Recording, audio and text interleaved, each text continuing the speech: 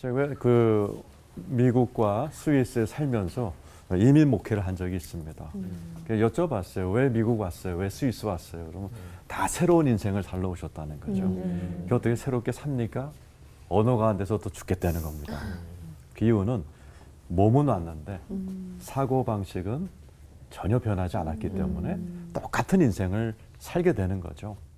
신명기는 바로 새로운 땅, 적과 꿀이는 가나안 땅 입구에서 하나님께서 주시는 이 말씀을 통해서 너희들이 적과 꿀이는 새로운 땅에서 이제 애굽에서 노예가 아니라 자유인으로서 살아간다면 너희들이 말씀으로 사고방식이 바뀌어야 된다. 이것을 강조하는 아주 귀한 새 인생을 열어주는 새로운 인생 교과서와 같다고 할 수 있습니다. 신명기는 너희들이 들어갈 적과 꿀이 흐르는 가나안 땅의 삶에서는 삶의 원리가 너희들이 살던 옛날과는 전혀 다른 원리가 작동한다라고 얘기합니다. 신명기 11장 10절에 보면 이렇게 써 있습니다. 네가 들어가 차지하려 하는 땅은 네가 나온 애굽 땅과 같지 않다. 이스라엘 백성들 애굽 땅에 살았잖아요. 그때의 삶과 전혀 다른 원리가 작동할 것이다. 거기에서는 너희가 파종한 후에 발로 물대기를 채소밭에 댐과 같이 하였거니와. 그 애굽에서는 나일강에 물을 끓여서 발로 열심히 뛰어다니면은 그래도 먹고 사는 삶의 작동이 원리가 있었습니다. 그런데 너희가 건너가서 차지할 땅은 산과 골짜기에서 하늘에서 내리는 비를 흡수하는 땅이요. 그러니까 하늘을 의식하며 살아야 된다는 거죠. 하늘에서 비를 내려줘야 된다. 애굽에서는 네가 발로 땅에서 열심히 살았다면 이제 너희 들어갈 새로운 인생은 하늘이 도와줘야 되는, 하늘을 의식하며 살아야 되는 새로운 작동 원리가 있다라는 거죠.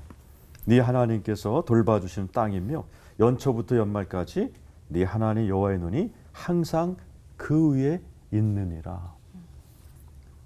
이 땅에서 적과 꿀이 흐르는 땅에서 살아가게 된다면은 너희들은 애굽의 사고방식 버리고 적과 꿀이 흐르는 가나안 땅에 맞는 새로운 사고방식을 너희들이 가슴에 안고 머릿속에 안고 들어가야 된다라는 것을 이야기하고 있습니다. 그리고 이렇게 새로운 땅에서 새로운 인생을 살려면 지침을 주죠. 그게 말씀입니다.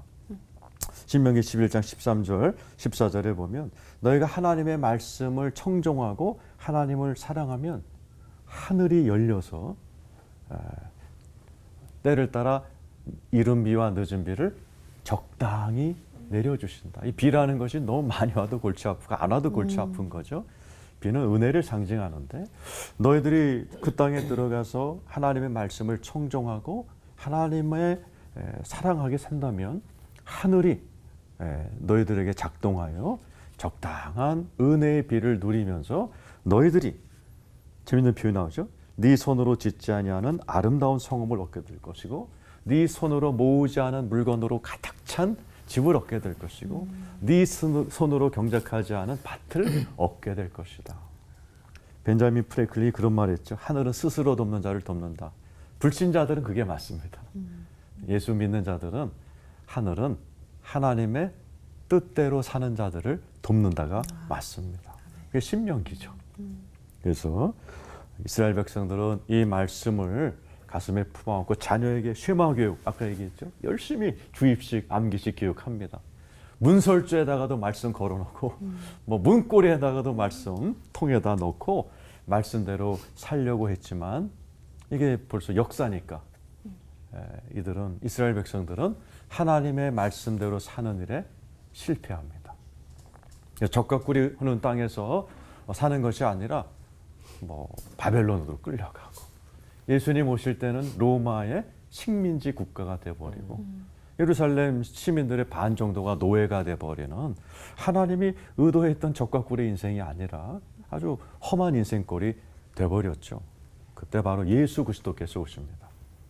그래서 모세가 신명기를 통해서 십계명을 다시 듀트로노미 영어로 두 번째 해석을 했다면 예수님은 세 번째 십계명을 더 깊이 차원 얘기하시죠. 그러면서 너희가 살인하지 말라 하는 계명을 들었지만은 마음으로 미워하는 것도 살인하는 것이다. 간음하라 하지 말았지만 마음으로 간음하면 그거 간음한 것이다. 라고 고차원적인 신명기의 또 다른 버전을 얘기하십니다. 그러면서 하나님께서 이렇게 말씀대로 살기 어렵잖아요. 그죠? 그 말씀대로 살기 어려운 그들을 위해서 예수께서 복음을 전하시죠. 마태복음 11장 28, 29, 30절에 수고하고 무거운 짐진 자들아. 이게 뭐죠? 말씀대로 살려고 하는데 못 사는 이런 고민에 빠져 있는 수고하고 무거운 짐자를 다 내게로 와라. 난 마음이 오냐고 겸손하니. 재밌는 표현 쓰셨죠? 나의 멍에를 메고 내게 배워라. 이게 그 당시 농경 사회의 모습입니다. 밭을 갈 때 소 2마리를 멍에를 메어서 밭을 갈게 하는데 대부분 엄마 소와 새끼 소를 묶어놨다고 그래요. 이런 엄마 소가 다 합니다. 새끼 소는 배우는 거예요. 예수님이 얘기하신 내 멍에를 메고 내게 배워라. 나는 너희들의 천국을 주기를 원하는데 하나님의 말씀을 지켜야 되는데 하나님의 말씀대로 사는 거 신명기를 배웠지만 이스라엘 역사상 안 됐지 않느냐.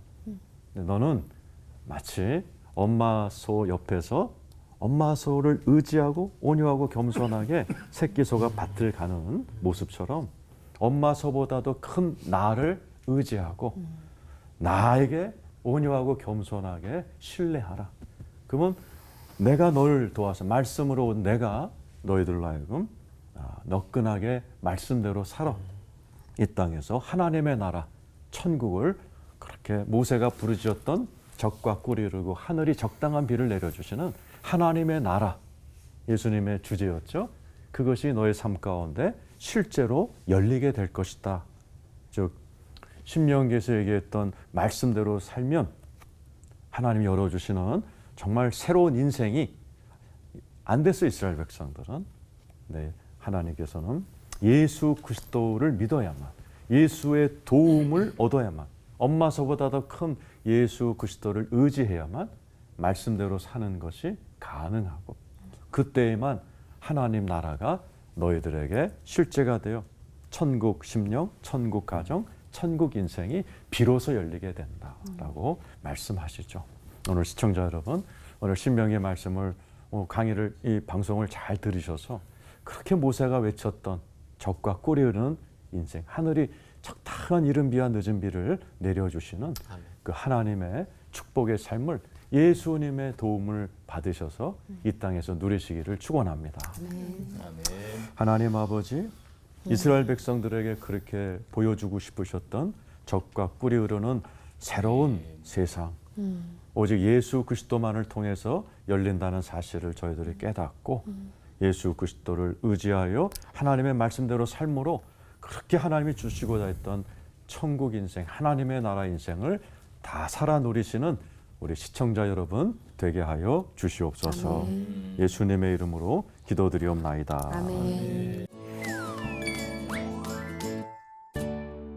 이것도 궁금했어요. 신명기가 계속 안 지켜지고 뭐 이런 얘기만 듣는데 분명히 신명기가 잘 지켜졌을 때가 있었을 거란 말이에요. 있을 거라고 저는 믿어 의심치 않습니다. 근데 과연 그때 백성들은 어땠고 하나님은 과연 어떻게 하셨는지 또 신명기가 잊혀졌을 때 백성들은 어땠고 또 하나님은 어떻게 하셨는지 그 어떤 차이가 있었을까요? 혹시? 네, 그게 다 구약 전체의 스토리입니다.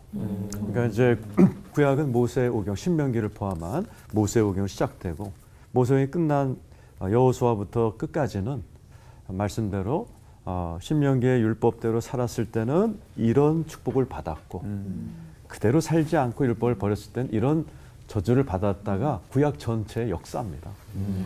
짧게 얘기해 드리면 예를 들어서 여호사밧 왕 때 그때는 진짜 여호사밧 왕이 전국에다가 율법 교사를 파송해서 율법을 다 가르쳤습니다. 획기적이었죠. 그때 어떤 일이 일어났느냐. 주변 국가들이 이스라엘에게 유다에게 조공을 바쳤어요. 그래서 여호사밧 시대는 여호사밧의 이제 학자들은 경제 대통령이다. 요즘 정말 필요한 리더십이죠. 반대로 솔로몬 때는 하나님이 꿈에 그 여로보암에 나타나서 솔로몬을 봐라. 율법을 버렸으므로 그 아비에게 받았던 나라가 둘로 나눠지게 된다. 하나님의 말씀을 지켰을 때 아닐 때 이렇게 다른 거죠. 또 한 사람의 인생도요. 긴 인생 중에 신명기를 지켰을 때 안 지켰을 때가 확 차이 나는 왕이 나오죠. 우시아입니다. 그러면 이렇게 써 있어요. 우시아는 스가랴란 선지가 살았을 때는 말씀을 따라 형통하였거니와 스가랴가 죽은 다음 때는 지멋대로 말씀을 버림으로 나병에 걸려서 나병 환자로 남은 인생을 살아가는 거죠. 말씀대로 살았을 때 똑같은 사람도 전반기는 형통, 말씀을 버린 후반기는 나병 환자가 돼버리는 아주 그런 분명한 이야기가 보여져 있고, 특별히 이스라엘 백성도 후반기에 갈수록 말씀을 버렸을 때는 세 가지. 그래서 전쟁, 전염병, 기근, 유명한 3종 세트라 그래요. 이걸로 이스라엘 백성을 계속 치셨어요. 그리고 말씀대로 살게 될 땐 축복하시지만 후반기는 거의 말씀을 버렸기 때문에 그게 남의 나라 옛날 얘기가 아니죠. 오늘날에도 전 세계가 이제 하나님을 점점 멀어져 가는 것 같아요. 이 3종 세트가 그대로 나타나잖아요. 전쟁, 우크라이나 같은 사건들, 전염병, 지금 우리 팬데믹을 3년째 삼고 있죠. 기근까지 와서 전 세계가 지금 뭐 인플레이션으로 경제 난을 겪고 있죠. 이 전부 다 우리가요 정말 하나님께로 돌아가야 되고 말씀으로 돌아가야 된다. 신명기를 통해서 또 배우는 것 같습니다.